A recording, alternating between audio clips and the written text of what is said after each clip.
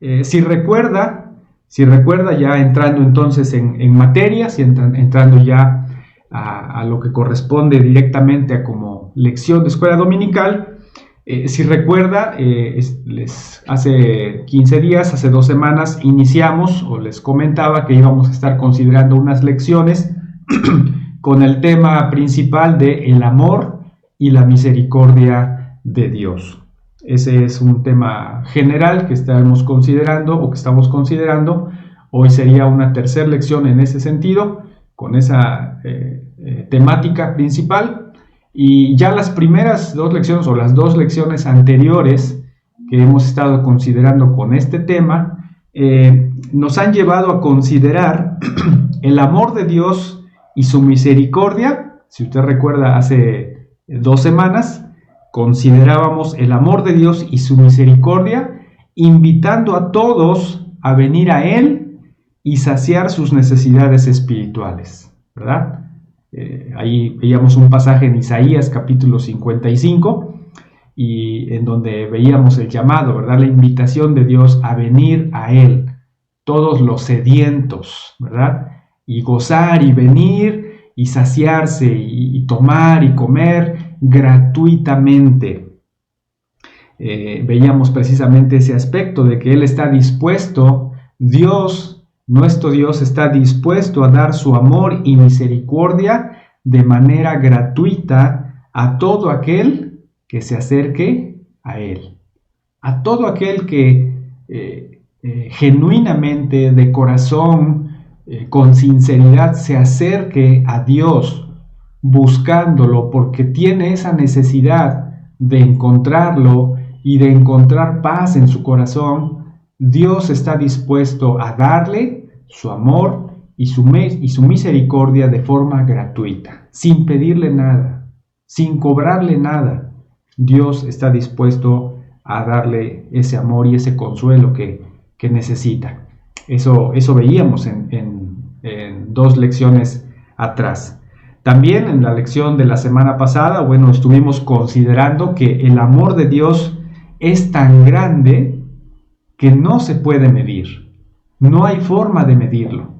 El amor de Dios es tan grande que es inmensurable. No hay forma de medirlo, ni de compararlo con algo, ¿verdad? No hay referencia comparativa para el amor de Dios. No hay algo que lo podamos comparar. Y lo más hermoso, de acuerdo a lo que veíamos también en la lección de la semana pasada, es que nos lo demostró.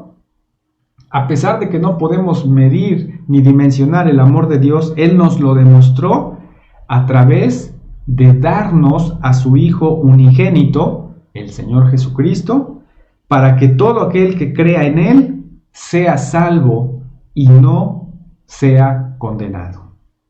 Y eso veíamos la semana pasada, ¿verdad? Tan grande es el amor de Dios que estuvo dispuesto a dar a su Hijo único, su unigénito, para que muriera por cada uno de nosotros, para que fuéramos salvos, cada uno de aquellos que creyeran en Él, para que no fueran condenados.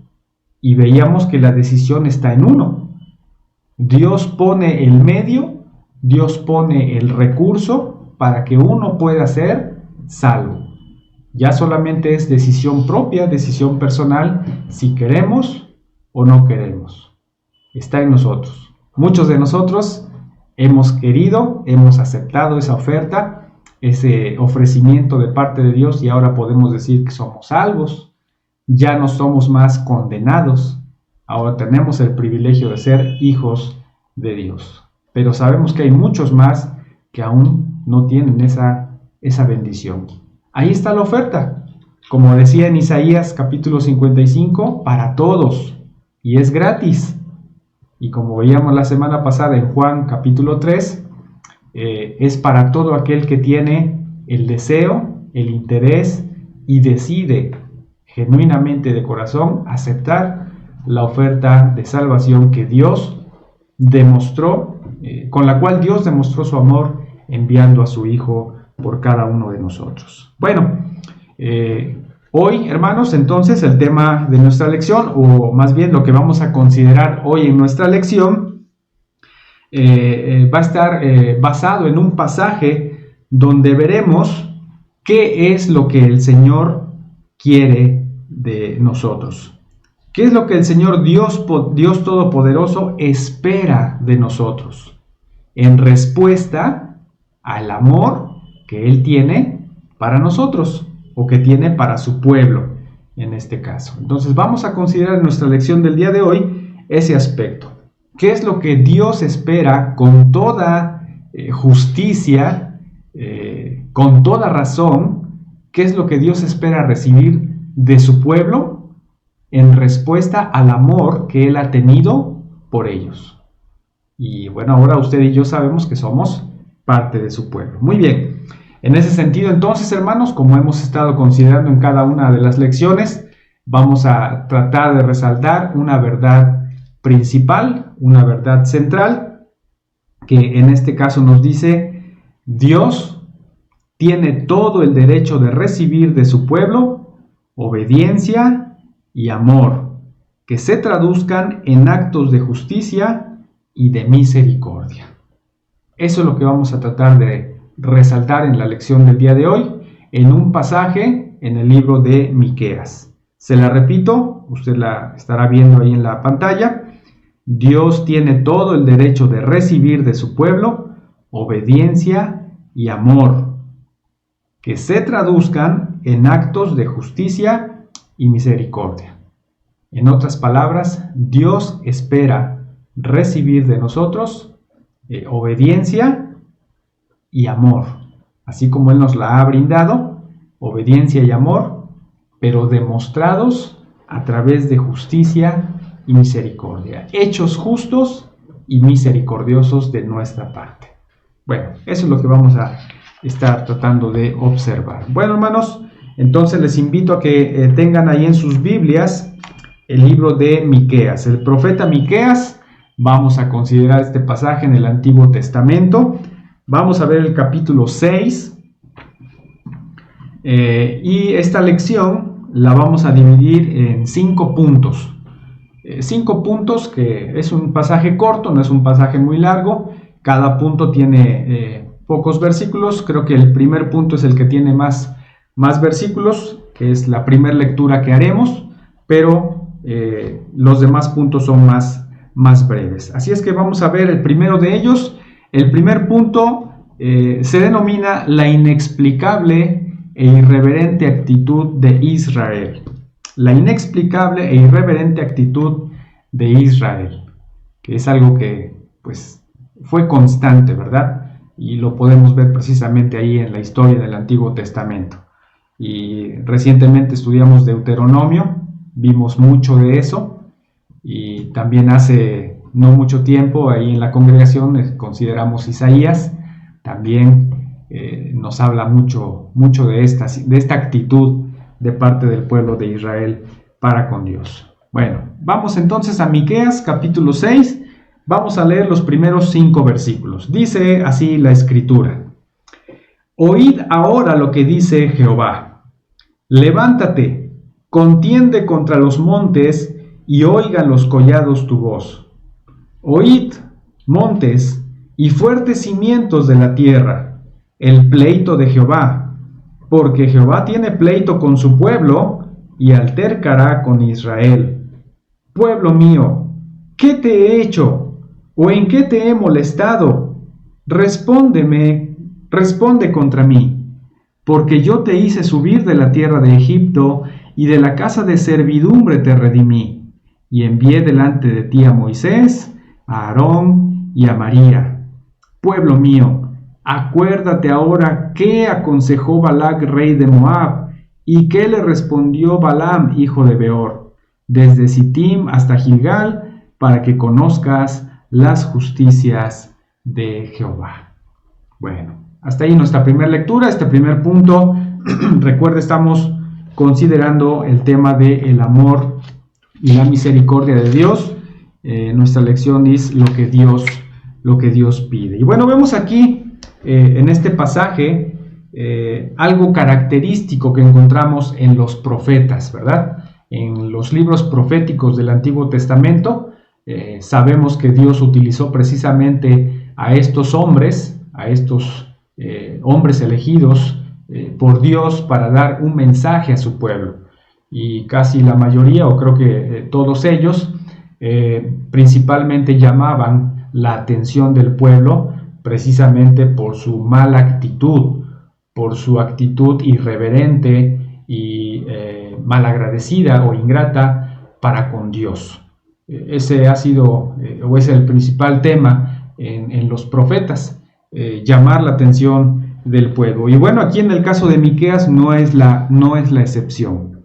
Y mire, observe nuevamente ahí en estos primeros versículos, en primer lugar, el llamado, ¿verdad?, de parte del profeta al pueblo, para que ponga atención, para que esté atento al mensaje que va a dar, y llama, como lo vimos también en Deuteronomio, como lo hacía Moisés, como lo hizo Isaías también en su momento, llama precisamente en este caso a los montes, dice en el versículo 1, a los montes y a los collados, ¿verdad?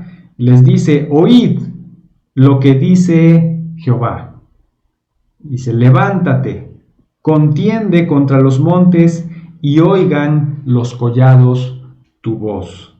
Este es un primer llamado de parte de Dios a través del profeta Miqueas, ¿verdad? Para que ponga atención, para que esté atento a lo que va a decir. Versículo 2, ahí está: oíd, montes y fuertes cimientos de la tierra, el pleito de Jehová, porque Jehová tiene pleito con su pueblo y altercará con Israel.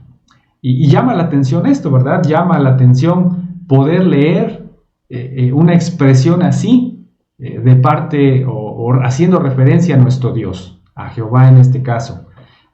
Llama la atención que alguien diga que Jehová tiene pleito con alguien.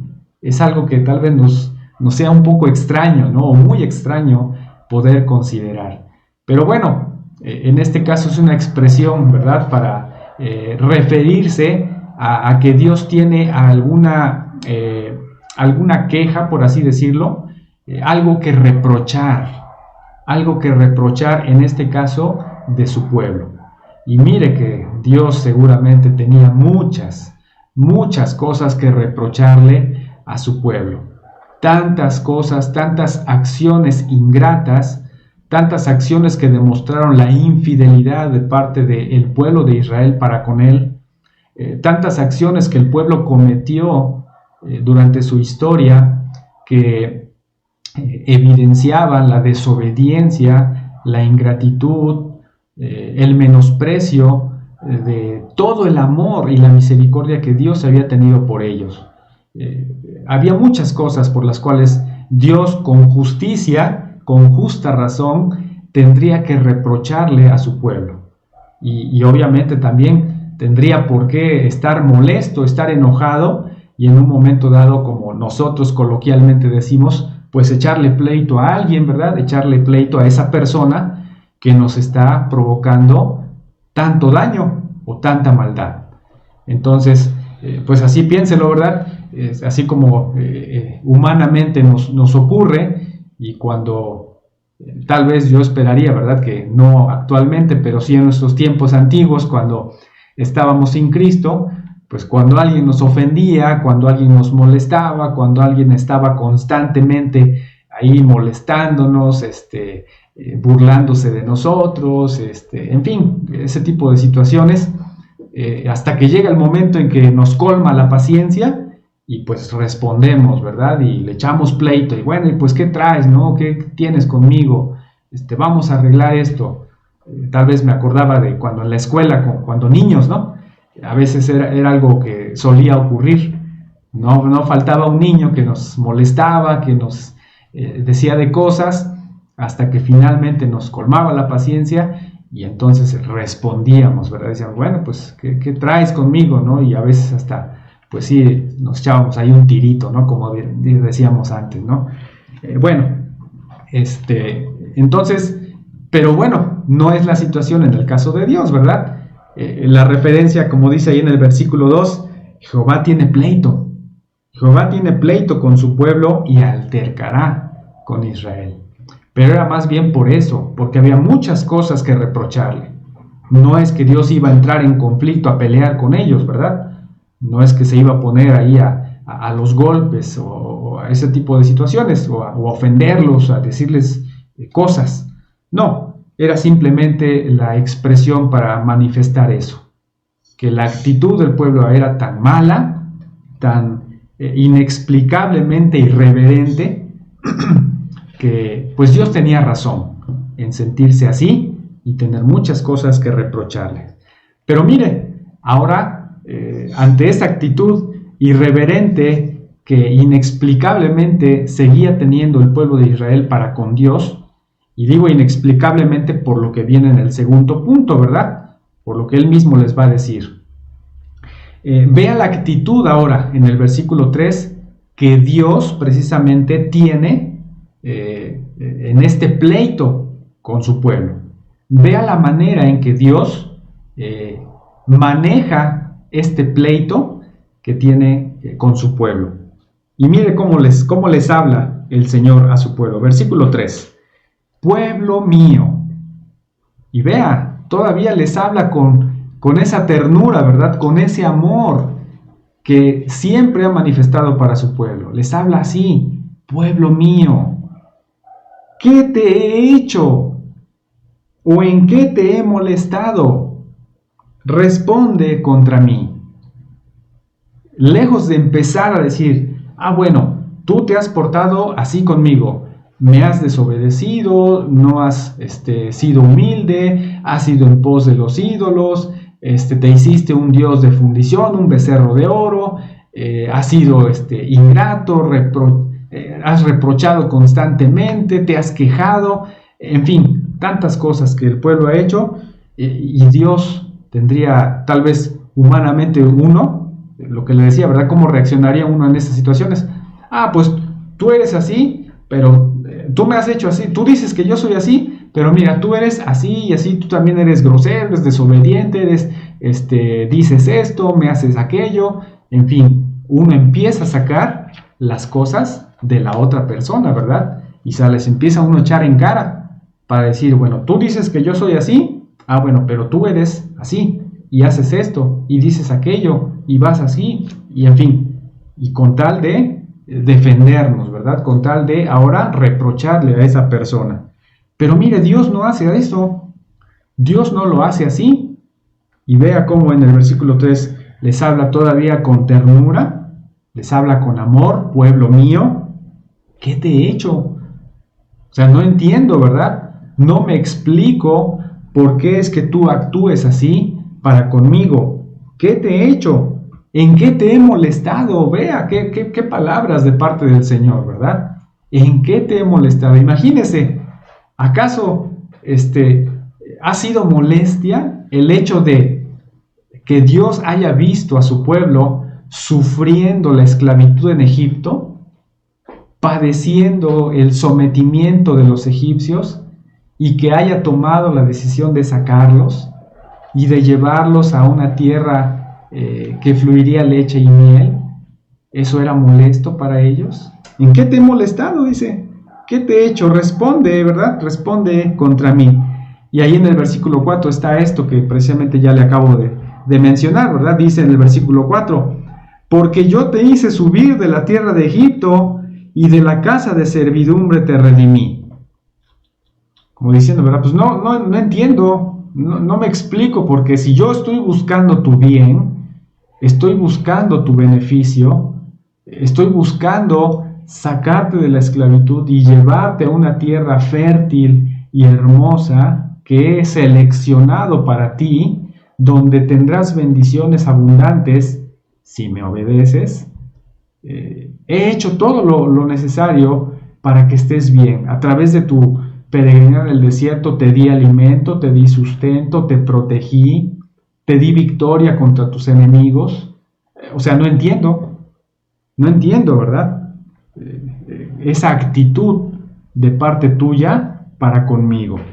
Es lo que trata de decir Dios a través del profeta a su pueblo Israel. Yo te hice subir de la tierra de Egipto y de la casa de servidumbre te redimí y envié delante de ti a Moisés, a Aarón y a María, ¿verdad? Sus líderes, que a través de ellos, pues Dios dio instrucciones y les dio la guía y la dirección a su pueblo. Versículo 5, nuevamente esta expresión amorosa: pueblo mío, acuérdate. Acuérdate ahora qué aconsejó Balac, rey de Moab, y qué le respondió Balaam, hijo de Beor.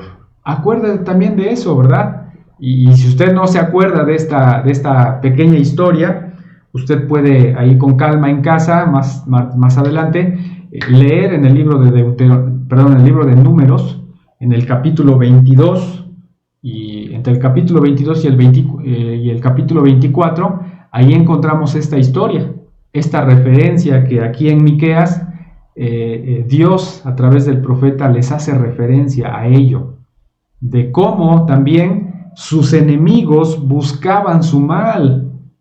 En este caso, ¿verdad? Balac, rey de Moab, si usted recuerda la historia, pues buscaba que el profeta les maldijera, ¿verdad? Maldijera al pueblo de Israel, al pueblo de Dios, porque los veía que eran numerosos, porque los veía que eran poderosos, que tenían algo especial. Y si yo no quiero que ellos me derroten, yo no quiero que ellos pasen sobre mí, entonces, a ver, ven profeta, te contrato para que lances maldiciones sobre ellos. Y bueno, usted sabe la historia, ¿verdad? Dios, por el contrario, utiliza al profeta y le dice, bueno, sí vas a ir, pero vas a decir esto. ¿Y qué fue lo que dijo? Solo bendiciones, ¿verdad? Solo bendiciones para el pueblo de Dios, para el pueblo de Israel. Entonces él, aquí Miqueas le dice al pueblo, pues acuérdate de todo esto. Acuérdate de todos estos beneficios, de todas estas bendiciones que Dios ha tenido en consideración para contigo. Pueblo mío, con ese amor les hablo. Acuérdate, ¿qué te he hecho yo? ¿En qué te he molestado? Solo he buscado tu bien y mira cómo tú me estás respondiendo. Entonces, ahí en estos primeros 5 versículos vemos esa actitud, ¿verdad? Irreverente de parte del pueblo y, como dice en el título de este primer punto, inexplicable. Uno no se explica eso, ¿verdad?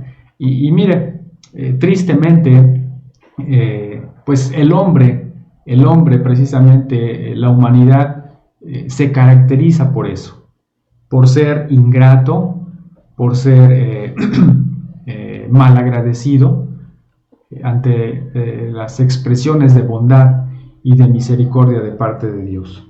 Y no solamente para con Dios, aún a veces en nuestro mismo ámbito, con nuestros mismos seres cercanos, familiares, los círculos que nos rodean, a veces hemos experimentado o podemos observar estas situaciones, ¿verdad? Tal vez usted como padre, si tiene hijos pequeños tal vez, o hijos que están creciendo, tal vez usted como padre, como mamá, se esfuerza, ¿verdad?, en darles su amor, su cariño, su atención, les procura, les prepara sus cosas, su desayuno, los atiende, los lleva a la escuela, bueno, cuando podíamos ir a la escuela, ¿verdad? En fin, se preocupa y se desvive por ellos, ¿verdad? ¿Y usted qué esperaría como padre, como madre de sus hijos? Que ellos le correspondan, ¿verdad?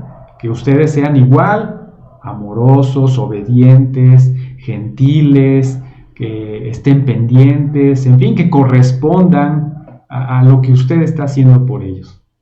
Pero, ¿qué pasa a veces con nuestros hijos? A veces les damos ese trato, o se les da ese trato, y a veces los hijos, ¿cómo responden, verdad? Son desobedientes, son groseros, van mal en la escuela, no le echan ganas, malas calificaciones, puras quejas, no ayudan en la casa. Y no estoy viendo a mis hijos, ¿eh? En fin, así pasa, ¿verdad? Así pasa con nuestros hijos. Entonces, ahí está una manifestación, ahí está un ejemplo, ahí está. Entonces, pues el pueblo de Israel hizo algo semejante. Así pasó precisamente entre el pueblo de Israel y Dios. Y por eso el Señor les dice, bueno, pues no entiendo, ¿verdad? ¿Qué es lo que te ha hecho actuar así contra mí? ¿Por qué es que no me demuestras tu obediencia y no me demuestras tu amor en ese aspecto cuando yo he hecho todo buscando tu beneficio? Entonces, es lo que observamos en estos primeros 5 versículos. Y ahora entonces, veamos, parece que ante este llamado de atención de parte de Dios a través del profeta, parece ser que hay una respuesta de parte del pueblo. Y esto lo vemos en el punto 2 de nuestra lección y en los versículos 6 y 7. Dice el punto 2, ofrendas inaceptables. Y entonces, después de este pequeño inicio del diálogo, de la reprensión de parte de Dios hacia el pueblo, dice el versículo 6 y 7, ¿con qué me presentaré ante Jehová y adoraré al Dios Altísimo? Me presentaré ante él con holocaustos, con becerros de un año. ¿Se agradará Jehová de millares de carneros o de 10,000 arroyos de aceite? ¿Daré mi primogénito por mi rebelión, el fruto de mis entrañas por el pecado de mi alma?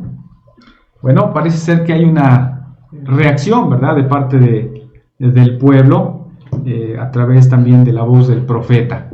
Y entonces ellos parece ser que dicen, bueno, si Dios está en cierta medida enojado por esta situación, parece ser que el pueblo dice, bueno, ¿cómo podemos remediarlo? ¿No? Parece ser que el pueblo dice, bueno, ¿cómo podemos reivindicar esta situación? ¿Cómo podemos hacer que el Señor pueda estar a gusto? ¿Cómo podemos aplacar su molestia, su enojo ante esta situación? Y ellos dicen esto, ¿verdad? Bueno, ¿qué puedo llevar? ¿Qué puedo presentarle a Dios que sea de su agrado? ¿Con qué podré agradar a Dios? Y miren, aquí lo que vemos en estos dos, dicen algunos hermanos que de lo que leía, vemos ofrendas que pueden considerarse como ofrendas, algunas racionales, algunas que todavía caen dentro de lo lógico o de lo razonable, pero también vemos que hay ofrendas absurdas o imposibles de realmente poder dar a Dios, y vemos otras que también son totalmente pecaminosas. Son los 3 tipos de ofrendas con los que en un momento dado la respuesta del pueblo se observa aquí, queriendo precisamente reivindicar a Dios.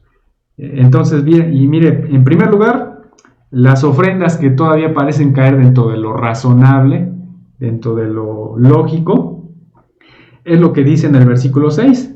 Dice, bueno, ¿con qué me presentaré ante Jehová y adoraré al Dios Altísimo? ¿Qué le puedo llevar para que pueda contentarse? Dice, ¿acaso me presentaré ante él con holocaustos, con becerros de un año? Y bueno, eso todavía estaba dentro de lo razonable, ¿verdad?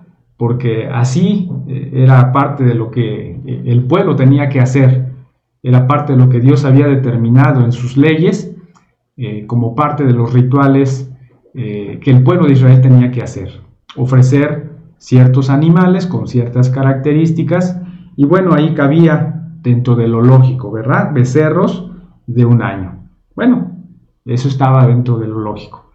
Pero mire, todavía uno no sabe, ¿verdad? Pero tal vez si caía nuevamente el pueblo en esa irreverencia, ¿verdad? O en esa actitud como burlona de parte del pueblo, ¿no? Y dice ahora en el versículo 7, o se agradará a Jehová de millares de carneros o de 10,000 arroyos de aceite. Y ya aquí caen un poco en lo ilógico, ¿verdad? En lo absurdo e imposible. Esa puede ser una postura, ¿verdad? Verlo desde esa manera, interpretarlo así, pues es algo que no podría suceder, ¿no? ¿Cómo es que iban a poder llevar la cantidad de aceite equivalente a 10,000 arroyos? Pues es imposible prácticamente, ¿verdad? O esos millares de carneros, y millares pues ya es más de 1,000, ¿no? 1,000 en adelante, miles de carneros. Entonces pues ya ahí caía en lo ilógico o en lo absurdo. Aunque algunos pudieran argumentar que era un lenguaje también poético, ¿verdad?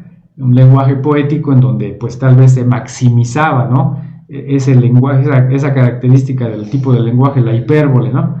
En donde se maximiza o se exagera, en este caso, lo que se quiere decir. Bueno, no sabemos con precisión, pero ahí está esas dos posibilidades. Pero de acuerdo a lo que estamos estudiando y de acuerdo al contexto, uno pudiera entender que es más lo primero, ¿verdad? La actitud irreverente de parte del pueblo de Israel. Y luego, como para rematar esa actitud, caen en lo totalmente pecaminoso, lo totalmente desagradable a Dios. Dice en el versículo 7, en la parte final, daré mi primogénito por mi rebelión, el fruto de mis entrañas por el pecado de mi alma. O sea que vea entonces lo que el pueblo torpemente estaba considerando hacer o consideraría hacer con tal de agradar o de alguna manera contentar a Dios, hasta ofrecer sacrificios humanos. Imagínese, hermano, algo que Dios definitivamente había condenaba desde entonces, que no era para nada de su agrado, pero que sin embargo ellos, por su desobediencia, por haberse involucrado con los pueblos paganos y por haber participado de sus prácticas religiosas malas, pues ahora también ellos adoptaban, ¿no? Y decían, bueno, pues ya aprendimos que aquellos sacrifican a sus hijos, a sus dioses, a sus demonios, bueno, pues nosotros también, tal vez sea agradable a los ojos de Dios y con eso se contente con nosotros. Pues no, ¿verdad? Totalmente absurdo, totalmente malo. Entonces, es lo que el pueblo estaba pensando. Entonces, algo totalmente pecaminoso. Y hermano, pues ahora, para nosotros, como creyentes, como cristianos, debemos pensar, debemos considerar cuándo nosotros estamos cayendo en un error semejante, o cuándo podemos estar pendientes o debemos estar pendientes de no caer en un error como ese, de pensar que hacer algo malo, que pensar que tengamos o que podamos hacer algo malo con tal de agradar a Dios, o pensar que eso malo que voy a hacer va a agradar a Dios. Y un ejemplo muy sencillo y muy recurrente, tristemente, creo que es lo que principalmente viene rápido a nuestra mente cuando hablamos de esto, pues en el caso de los matrimonios o de las uniones en yugo desigual, ¿verdad? Cuando la persona, una de las dos personas, como hijo de Dios, se atreve a ir en contra de la voluntad de Dios y dice, bueno, pues Señor, pues yo me arriesgo y yo lo voy a ganar para ti, ¿verdad? Y yo voy a hacer todo lo posible para que Él sea de tus hijos. Y usted dice, pues eso es algo que le va a agradar a Dios, pero por el contrario, la palabra misma de Dios nos dice que es algo que no le agrada, que hagamos eso. Y corremos el riesgo de, en lugar de recibir bendición, pues pasar nuestra vida lamentándonos. Entonces, ahí está un ejemplo de cómo, y por eso le decía, cuidémonos de no caer en ese error, de querer hacer algo pensando algo malo, que con ello pensemos que va a ser agradable delante de Dios. Entonces, aquí la pregunta que les iba a hacer, ya más concretamente, dice es, pensemos, hermanos, ¿cuándo nuestras ofrendas lo que nosotros le presentamos a Dios, cuando nuestras ofrendas o nuestros actos de adoración o nuestros rituales cristianos se convierten en una hipocresía en lugar de un verdadero acto de adoración que agrade a Dios. Aquí el pueblo de Israel, como lo veíamos, pues totalmente desorientado, ¿verdad? Totalmente fuera de los principios y los preceptos de Dios. Decía, bueno, pues sacrificamos a nuestros hijos, sacrificamos a nuestros primogénitos, o tal vez de manera ilógica e irreverente, bueno, pues, ¿o qué quieres que le llevemos? ¿Quiere que le llevemos unos 10,000 ríos de aceite? ¿O millares de corderos? ¿O de carneros? Pues no, ¿verdad? Entonces pensemos eso, hermano, que usted y yo no caigamos en la irreverencia y que nuestro descuido espiritual nos lleve a prácticas pecaminosas que lejos de agradar a Dios, pues obviamente le ofendan. Y mucho cuidado, hermanos, pensando también en lo que se nos advertía o se nos advierte en el Antiguo Testamento, ¿verdad? Cuando Pablo advierte de no participar de la mesa en una situación de pecado, no hacernos merecedores del juicio de parte de Dios por esa situación. Entonces, pues ahora que estamos en casa, ¿verdad?, celebrando nuestros cultos de adoración, nuestros rituales de adoración al Señor. Por eso recuerda que hace algunos domingos, ¿verdad?, le hacía la invitación a que lo considerara con la reverencia que esto implica. No es simplemente hacerlo por hacerlo. No porque esté usted en casa va usted a perder el aspecto de la devoción y la reverencia que se merece nuestro Dios, nuestro Señor Jesucristo. Al contrario, tenemos que seguir esos aspectos de reverencia, de devoción, de amor, de disciplina para con nuestro Dios. Porque si usted cree en lo que el Señor nos dice en su palabra, y si usted en casa tal vez está ahí reunido con parte de su familia y son más de dos congregados en el nombre del Señor Jesús, pues la promesa es que Él está también ahí con nosotros. Entonces, tengamos en cuenta eso. Entonces, que nuestros hechos, ¿verdad?, cuidémonos de que no hagamos algo creyendo que eso va a agradar a Dios. Y ahí también en el servicio, hermanos, en el servicio a veces esto puede ocurrir. Tengamos cuidado de que lo que hagamos queriendo servir al Señor, pues tenga realmente ese propósito, realmente tenga ese objetivo y no sea solamente el quedar bien yo, el llevarme yo el reconocimiento, el llevarme yo la gloria, como algunos, pues cuando evangelizan, ¿verdad?, dicen, pues es que pues yo convertí a tantos, es que mi predicación alcanzó a tantos y fueron convertidos, ¿no?, gracias a mi predicación. No, eso no es correcto, hermanos, y podemos caer en este error como el pueblo de Israel.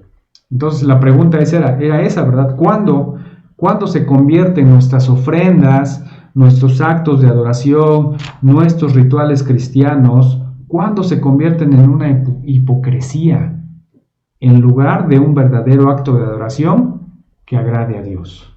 Bueno, reflexionemos y pensemos en ese punto. Vamos al tercer punto.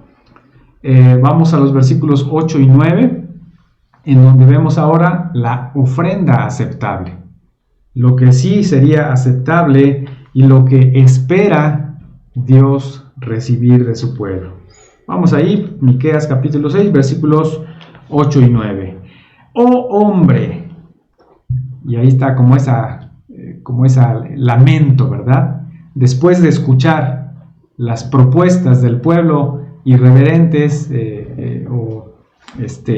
absurdas o pecaminosas totalmente, Dice el versículo 8, oh hombre, Él te ha declarado lo que es bueno y qué pide Jehová de ti. Solamente hacer justicia y amar misericordia y humillarte ante tu Dios. La voz de Jehová clama a la ciudad. Es sabio temer a tu nombre. Prestad atención al castigo y a quien lo establece. Y así de sencillo, ¿verdad? Así de concreto es el Señor para dar la respuesta ante, pues, esto que el pueblo de Israel estaba teniendo como interrogante, ¿no? De, bueno, ¿y qué podemos hacer, no? Para que ya Dios no esté enojado con nosotros, con justicia, ¿verdad? Por nuestra torpeza y nuestra desobediencia. Bueno, ¿qué podemos hacer? Y el profeta les contesta en el versículo 8, pues qué pena, ¿verdad? Que no lo tengas presente, qué lástima que lo hayas olvidado, pero el Señor ya te lo ha dicho, el Señor ya lo ha declarado, lo que es bueno y lo que pide de ti. ¿Y qué es, hermanos? ¿Qué es? En base a lo que vemos ahí en el versículo de 8, son 3 cosas. Primera de ellas, hacer justicia. Hacer justicia, dice ahí. Segunda, amar misericordia. Y tercera, humillarte ante tu Dios. Y mire, quiero hacerle referencia a este versículo en la Nueva Traducción Viviente, porque lo dice en otras palabras y como a veces lo hemos utilizado, a veces esas traducciones son un poco más fáciles de poder comprender y nos ayudan un poquito más a encontrar el sentido a la enseñanza de la palabra. Y mire cómo dice este versículo 8 en la Nueva Traducción Viviente. Ve que el pueblo acaba de decir, bueno, ¿qué le voy a presentar? ¿Esto? ¿Sacrificios? En fin. Y dice en esta versión, no. Y se lo digo así con énfasis, porque así lo dice entre signos de admiración. En la Reina Valera dice, oh hombre, como con pena, como con lamento, ¿verdad? Pero aquí en la Nueva Traducción Viviente dice con énfasis, dice, no, no son sacrificios humanos, no son cosas absurdas, no son tus propias ideas, no. Oh pueblo, el Señor te ha dicho lo que es bueno y lo que Él exige de ti. Primera, que hagas lo que es correcto. Eso es, de acuerdo a la Reina Valera, hacer justicia. Que hagas lo que es correcto. 2, que ames la compasión. En la Reina Valera nos dice, amar misericordia. Que ames la compasión. Y 3, que camines humildemente con tu Dios. En la Reina Valera dice, humillarte ante tu Dios. Esas 3 cosas es lo que realmente Dios espera de su pueblo. Eso es lo que pedía Dios de su pueblo en respuesta a todo el inmenso amor que Él había tenido para con ellos y que se los había demostrado de muchas, muchas formas. Eso era lo único que Él pedía de ellos. Dice, que hagas lo correcto, que hagas justicia. Entonces que tu proceder, que tu conducta sea siempre hacer lo bueno, hacer lo correcto, hacer lo justo. Y es que el pueblo se había corrompido totalmente, como lo vamos a ver un poco más adelante. Se había corrompido totalmente en todas sus prácticas, tanto en sus prácticas, en sus relaciones personales, pues había adulterios, había pecados, inmoralidad sexual, había fraudes, había robos, había asesinatos, todo ese tipo de situaciones había dentro del pueblo de Israel. Entonces por eso el Señor les dice, bueno, lo que yo quiero es que hagas lo correcto, es que seas justo, es que actúes con justicia, no robes, no le quites lo que no es tuyo, no le quites a tu hermano lo que no es tuyo, no busques su mal, busca ser justo. Y mire, hermano, hoy también traigo esto a colación ante la situación que estamos viviendo.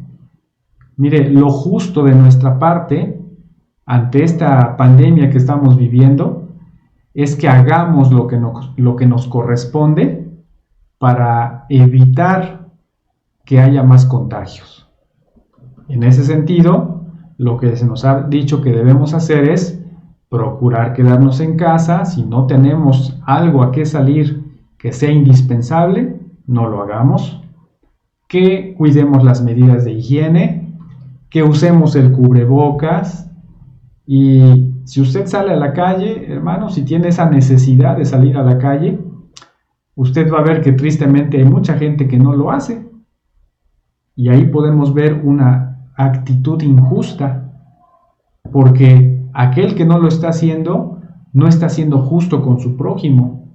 Él puede ser un factor de contagio. Si yo salgo y no lo uso, puedo estar actuando injustamente, porque tal vez yo estoy enfermo sin saberlo, y ya voy a contagiar a muchos más por no usar mi cubrebocas, ¿verdad? Por no lavarme las manos, por no quedarme en mi casa. Una actitud injusta, una actitud incorrecta. Y el Señor decía de su pueblo y de nosotros: yo lo que quiero es que hagas lo correcto. Yo lo que quiero es que hagas justicia. Eso es lo que nos pide el Señor. Y ahí está un ejemplo muy claro, muy sencillo y muy apropiado a nuestros tiempos.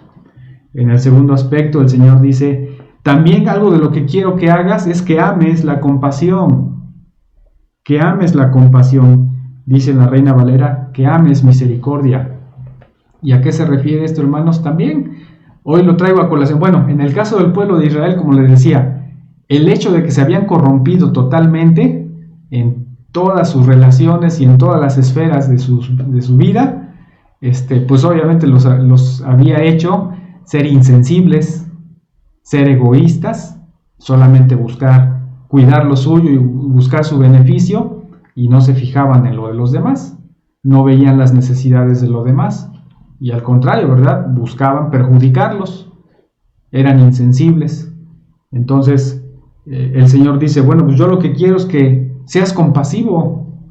Yo lo que quiero es que busques ser compasivo, que ames misericordia. Y entonces, ¿a qué se refería esto, hermanos? ¿Y cómo lo podemos trasladar a nuestro caso actual? Pues nuevamente es algo similar a lo que estamos viviendo, ¿verdad? ¿Cuántos no tal vez están ahora en una situación de necesidad?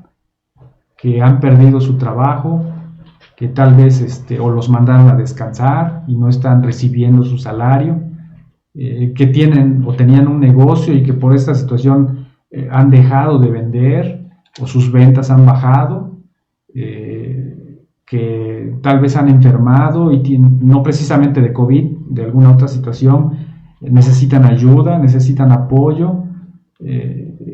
No sé, hermanos, lo que vemos también si salimos a las calles, gente necesitada, algo que algunas de nuestras hermanas creemos en el Señor sintieron en su corazón, de ir y buscar a las mujeres que ejercen la prostitución para compartirles el mensaje de salvación. Un acto de misericordia, un acto que manifiesta precisamente la misericordia. Entonces, hermano, es lo que dice el Señor. Dice: es lo que quiero. Dice: no quiero tus ríos de aceite, no quiero tus millares de carneros, no quiero mucho menos que sacrifiques a tus hijos, que los mates, que me los ofrezcas ahí en sacrificio. No, dice: yo lo que quiero es esto, que hagas lo correcto, que ames la compasión, y en tercer lugar, que camines humildemente con tu Dios.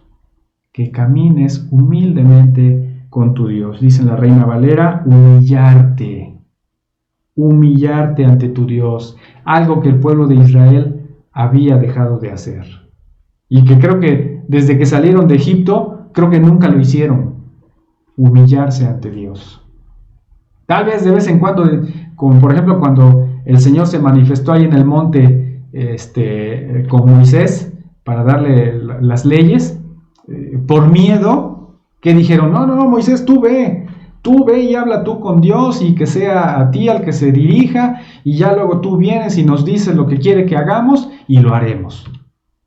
Y parecía que ahí había cierta humildad, cierta obediencia. Pero ¿qué pasaba? Al poco tiempo caían, ¿verdad? Desobedecían nuevamente. Bueno, el Señor dice, yo lo que quiero es eso, que seas humilde, que camines humildemente con tu Dios. ¿Y qué significa esto, hermanos? Cuando somos humildes, es que reconocemos que somos menores que los demás son más que nosotros, y que entonces merecen también nuestra atención, nuestro respeto, y obviamente pues no causarles un mal. Y en el caso del Señor dice que camines humildemente con Dios, que te humilles ante tu Dios, que lo tengamos siempre como el ser supremo, como lo máximo para nosotros, como alguien que es digno de toda nuestra obediencia, de toda nuestra devoción, de todo nuestro respeto y de todo nuestro amor. Eso es lo que quiere el Señor. Eso es lo que pedía el Señor en respuesta, en su momento al pueblo, ¿verdad? Se lo decía, eso es lo que quiero de ti, en respuesta a todo lo que yo he hecho por ti. Eso es lo que le decía al pueblo. Ahora, hermanos, nosotros hoy en día, ¿cómo podemos nosotros hoy en día y cómo debemos nosotros hoy en día pues hacer esto, practicar estas tres cosas que el Señor pide? ¿Cómo lo podemos hacer? Bueno, yo ya le puse algunos pequeños ejemplos, ¿verdad? Pero no es todo, no es todo. Hay muchas cosas más que hacer para poder vivir haciendo lo que es correcto, lo que es justo. ¿Qué más podemos hacer? ¿Qué más puede usted hacer ahí con su familia, con sus vecinos? Tal vez si usted está trabajando todavía en su trabajo, ¿qué puede hacer más de manera justa, de manera correcta? De manera que usted dé buen testimonio, de manera que usted hablen bien de usted como hijo de Dios. Y no por el contrario, que lo tengan como una persona mala, tóxica, irresponsable, en fin. ¿Qué más podemos hacer? ¿Qué más podemos hacer para amar la compasión, para hacer misericordia? Abramos nuestros ojos, veamos lo que hay a nuestro alrededor. No nos centremos solamente en nosotros, en lo que yo quiero, en lo que yo necesito. ¿Qué más hay en los demás? ¿Qué tienen los demás? ¿Qué necesitan? Bueno, es algo que debemos considerar. ¿Qué más puedo hacer para seguir caminando en humildad con Dios? Para seguir humillándome ante Dios y tenerlo como mi máxima autoridad. Leer más su palabra, pasar más tiempo con Él en oración, no perderme las transmisiones de la palabra de nuestro Dios, leer los devocionales, escuchar las reflexiones que día con día se están compartiendo, por mí mismo alimentarme y buscar mi relación personal con Dios para que conserve esa actitud humilde ante Él. ¿Qué más? ¿Qué más podemos hacer, hermanos, que agrade a nuestro Dios? No sacrificios torpes, absurdos, imposibles y sobre todo pecaminosos. No es eso lo que quiere Dios, esto es lo que quiere el Señor. Vamos al cuarto punto, hermanos. El cuarto punto nos dice persistencia hacia la maldad por parte de Israel. Vamos a ir a los versículos del 10 al 13. Dice así la Escritura. Después de esto que dio como indicación el Señor, dice: ¿hay aún en casa del impío tesoros de impiedad y medida escasa que es detestable? ¿Daré por inocente al que tiene balanza falsa y bolsa de pesas engañosas? Sus ricos se colmaron de rapiña y sus moradores hablaron mentira y su lengua es engañosa en su boca. Por eso yo también te hice enflaquecer, hiriéndote, asolándote por tus pecados. Y el punto 4 de esta lección dice persistencia hacia la maldad por parte de Israel. Porque lo que vemos en estos versículos que acabamos de leer era lo que decía, ¿verdad? Parte de las muchas prácticas malas que ya tenían arraigadas los israelitas.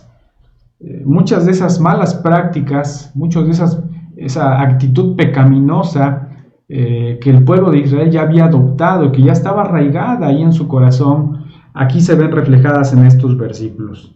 Mire, por ejemplo, en el versículo 10 habla de impío tesoro o impíos tesoros de impiedad y medida escasa que es detestable, ¿verdad? Impíos tesoros de impiedad, o sea, maldad en su máxima expresión, en muchas formas, ¿verdad? Ya lo decía ahí, robar, inmoralidad sexual, asesinatos, en fin, todo lo más despreciable y lamentable, ¿verdad? Que uno se pueda imaginar. Bueno, tesoros de impiedad. Y luego habla de medida escasa que es detestable, también, ¿verdad? Lejos de poder manifestar amor y obediencia por el prójimo y sobre todo a Dios, al contrario, eso no existía en ellos, no había nada de ello, por eso había medida escasa, que pues para Dios era detestable eso. El versículo 11 habla de balanza falsa y bolsa de pesas engañosas, y ahí tal vez lo relacionamos mucho con el aspecto del comercio, ¿verdad? Muchos negocios fraudulentos que se hacían entre ellos como hermanos, como israelitas, se robaban entre ellos, ¿verdad? Es a lo que se refiere. Versículo 12, los ricos, dice, ¿cómo amasaron sus riquezas? Dice, pues de rapiña, se colmaron de rapiña y sus moradores hablaron mentira y su lengua es engañosa en su boca. O sea, roban, engañan, hablan mentira, establecen sus negocios con mentiras, engañan con los que hacen los negocios, en fin, muchas situaciones lamentables de pecado que estaba ahí arraigado en el pueblo de Israel. Mire, se lo voy a leer también en la Nueva Traducción Viviente para que usted vea también cómo lo expresa esta versión. Dice el versículo 10, ¿qué puedo decir de las casas de los perversos, que se llenaron de riquezas obtenidas con estafa? Vea, con más claridad, ¿verdad? ¿Qué de la práctica repugnante de pesar el grano con medidas falsas? ¿Cómo podré tolerar a tus mercaderes que usan balanzas y pesas adulteradas? Versículo 12. Los ricos entre ustedes llegaron a tener mucho dinero mediante la extorsión y la violencia. Tus habitantes están tan acostumbrados a mentir que su lengua ya no puede decir la verdad. Fíjese, ¿verdad? Qué lamentable, ¿verdad? Su lengua está tan acostumbrada a mentir que ya no sabe decir verdad. Ya, solo habla mentira. Versículo 13. Por lo tanto, yo te heriré, te dejaré en la ruina a causa de todos tus pecados. A causa de todos tus pecados, yo te heriré. Fue la advertencia de Dios al pueblo ante la persistencia a la maldad de parte de ellos. Y era algo por lo que, pues también les estaba llamando la atención, ¿verdad? Bueno, no entiendo por qué ustedes se comportan así conmigo si yo he sido tan bueno con ustedes. Miren qué tan malos han sido ustedes. Miren todas sus prácticas. Vean todo lo que hacen. Y aún así se rebelan contra mí. Y aún así se atreven a manifestarse ingratos conmigo. Bueno, ahí estaba, ¿verdad? La persistencia de la maldad. Hermano, para usted y para mí, como creyentes hoy en día, al observar estos pecados, estas actitudes falsas que obviamente desagradan a Dios, hoy en día usted y yo pensemos, ¿cuáles ¿cuáles serían esas actitudes falsas o acciones falsas de las cuales un creyente, un cristiano debe cuidarse de no cometer? ¿Qué prácticas, hermano? ¿Qué prácticas usted y yo debemos poner mucha atención en nuestra vida para no permitir que se vuelvan una actitud pecaminosa en nosotros? Mire, mucho me deja lo que dice en esta traducción el versículo 12. Dice: los ricos entre ustedes llegaron a tener mucho dinero mediante la extorsión y la violencia. Bueno, para aquellos que tienen negocios, para aquellos que tienen una empresa, bueno, cuidado, ¿verdad? Cuidado con hacer malos manejos, malos negocios, malos movimientos, fraudes, engaños, abusos con su personal. Cuidado con estos aspectos, porque es algo que Dios obviamente reprende. Y esto, importante, esto está al alcance de todos nosotros. Tus habitantes están tan acostumbrados a mentir que su lengua ya no puede decir la verdad. Hermanos, ¿cuáles son esas acciones falsas que un cristiano debe cuidarse de no cometer? ¿Habla usted con mentira? ¿Acostumbra usted mentir en lo que dice? ¿Acostumbra usted decir lo que no es la verdad o lo que no le corresponde decir? La lengua también es algo muy importante que debemos cuidar para no ofender a nuestro Dios. Entonces, consideremos ese aspecto. Y finalmente, hermanos, llegamos a la última parte. El último punto de nuestra lección dice: consecuencias de no corresponder a Dios. Obviamente, pues, si el pueblo persistía en su maldad, si el pueblo persistía en su desobediencia, pues esto, como todos los profetas lo habían anunciado, pues traería consecuencias. Y ya lo leímos ahí en el versículo 13, ¿verdad? Dice: por eso yo también, por eso que hiciste o que estás haciendo, yo también te hice enflaquecer, dice ahí, ¿verdad? Hiriéndote, asolándote por tus pecados.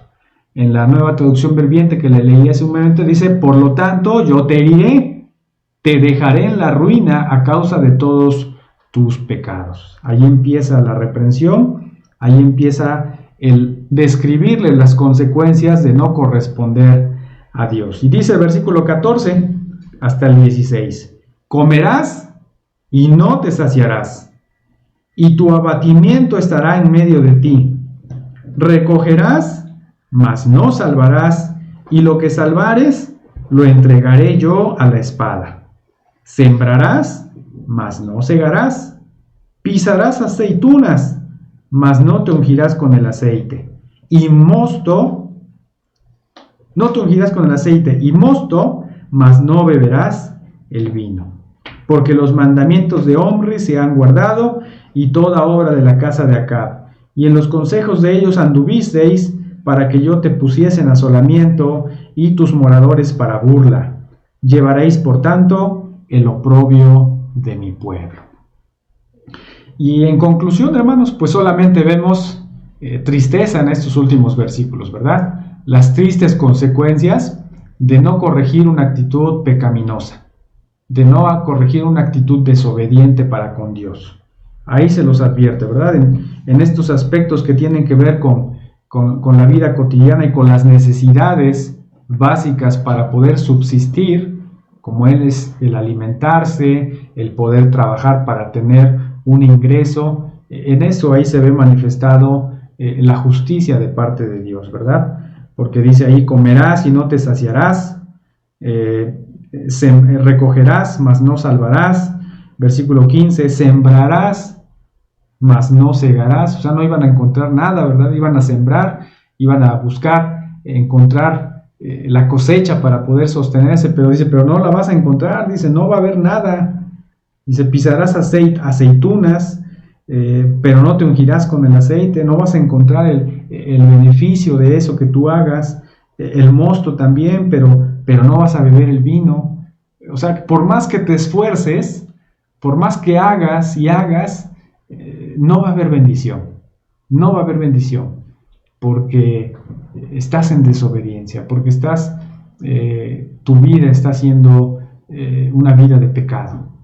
Entonces, hermano, pues ahí está la advertencia en el caso de Dios para el pueblo de Israel y también para nosotros. Y en este caso, tal vez si pudiéramos concluir o ir concluyendo, una última expresión, una última frase en ese sentido. Hermano, ¿considera usted que su vida es una ofrenda agradable a Dios? Recuerde que el pueblo estaba diciendo, bueno, pues, ¿qué puedo hacer, no? ¿Qué puedo darle a Dios para que Él se contente conmigo? ¿Qué puedo hacer? ¿Su vida, hermano, actualmente es una ofrenda agradable a Dios? ¿Nuestra vida es una ofrenda agradable a Dios? ¿Cómo nos estará viendo Dios en estos momentos? ¿Nos estará viendo con gozo, con regocijo, con alegría, porque somos fieles, porque somos obedientes, porque cumplimos sus mandamientos y obedecemos a lo que Él pide de nosotros, hacer justicia, hacer lo correcto, hacer misericordia o amar la compasión, humillarnos a Dios o caminar humildemente con Dios? ¿O estamos totalmente ajenos como el pueblo de Israel, que pensamos que hasta nuestras acciones malas y pecaminosas puedan llegar a ser aceptables delante de Dios? ¿Qué es lo que hay actualmente en nosotros? Nuestra vida, hermanos, nuestra vida actualmente es una ofrenda agradable a nuestro Dios. Bueno, considerémoslo porque es tiempo, hermanos, es tiempo de estar a cuentas, es tiempo de estar en orden con Dios.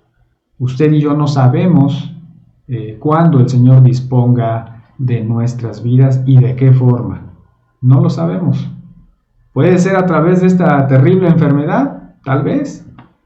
Puede ser a través de un percance, algún accidente, alguna otra enfermedad. ¿Y cómo terminamos nuestra vida? ¿Cómo es que nos presentaremos ante Dios ahí cuando Él nos llame a su presencia? ¿Qué le vamos a presentar a nuestro Dios? ¿Vamos a llegar acaso con esa actitud de decir, pues Señor, aquí están mis millares de carneros, ¿verdad? Aquí están mis ríos de aceite que te traje. O aquí está, mira, te sacrifiqué a mis hijos. Pues no, hermano, nada de eso va a ser suficiente ni agradable a los ojos de Dios. Ya se lo mencioné, ahí está, versículo 8, grábeselo, memorícelo.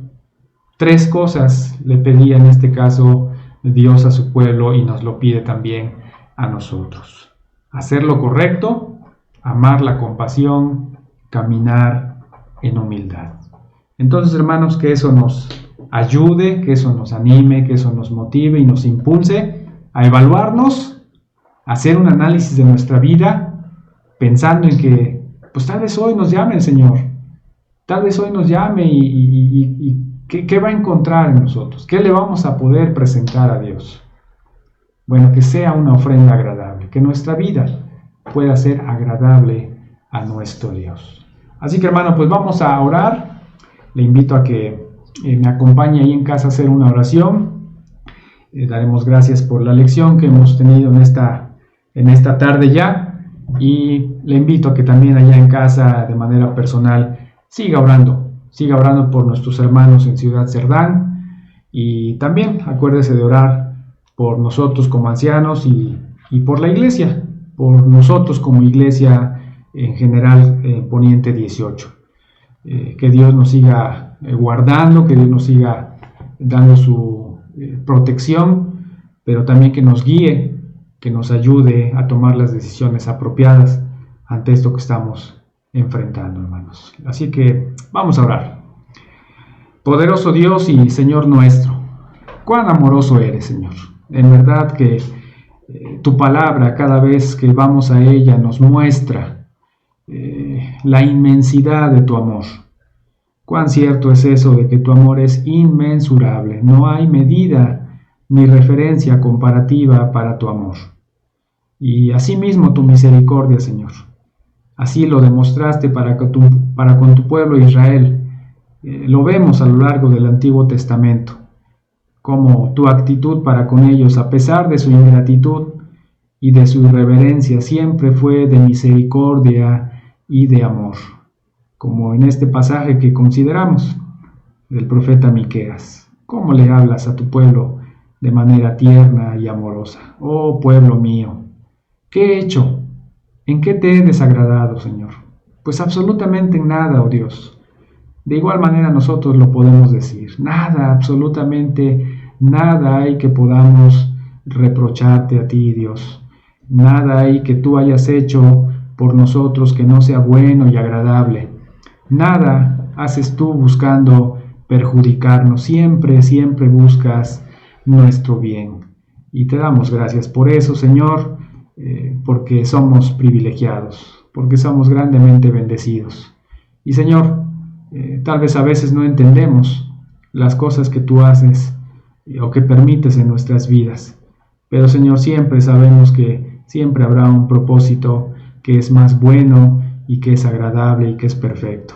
Señor, pues ayúdanos a entenderlo así y que eso también nos motive a evaluarnos, a hacer un análisis de nuestra vida, a ver cómo estamos delante de ti, cómo nos ves, Señor, cómo nos verías en este momento, cómo está nuestra vida delante de ti, Señor, y que si hay algo que debemos corregir y si debemos mejorar en la práctica de estos 3 aspectos que aprendimos o que recordamos el día de hoy, Señor, nos ayudes a poderlo hacer para que te seamos agradables, Señor, para que podamos corresponder a tu inmenso amor y misericordia, Señor. Gracias, Padre. Te suplicamos, nos sigas guardando, nos sigas protegiendo de esta enfermedad y cualquier otra circunstancia que pudiera afectar a nuestras vidas.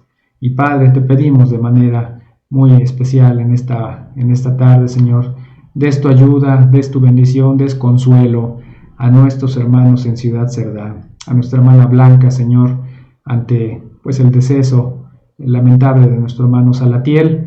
Te rogamos le des fuerzas a nuestra hermana Talina y al resto de sus hermanos, de nuestro hermano Salatiel, que les puedas consolar, que les puedas fortalecer, que les puedas ayudar en estos momentos tristes seguramente, Padre, que la esperanza de que nuestro hermano Salatiel ya está en tu presencia y que está disfrutando de una mejor vida allá contigo, Señor, pues sea también el consuelo para ellos, Padre. Y te pedimos que los ayudes a restablecerse, a nuestra hermana Blanca, a su hija Edni, Dios nuestro, y al resto de la familia y de la iglesia en Ciudad Cerdán, Padre, guárdalos, protégelos también y ayúdalos, dales tu fuerza y consuelo en estos momentos, Padre. Recibe nuestra gratitud, bendito Dios, recibe nuestra oración y ponemos tu palabra delante de ti, que sea de provecho y bendición para cada uno de nosotros. Gracias, bendito Dios. Todo esto te rogamos también en el nombre de Cristo Jesús, nuestro Salvador. Amén. Bueno, hermanos, pues buenas tardes. Dios les bendiga y seguimos en contacto.